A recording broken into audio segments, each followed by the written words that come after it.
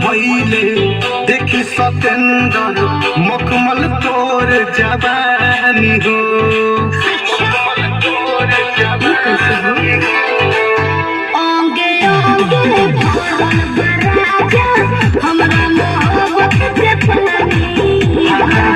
पागल भइले देखी सतेंद्र मखमल तोर जवानी हो।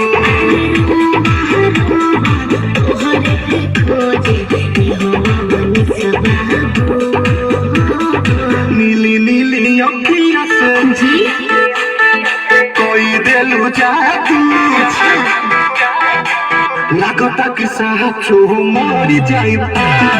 नीली नीली अखिया से कोई दिलु जादू लागता कि साचो मरी जाई।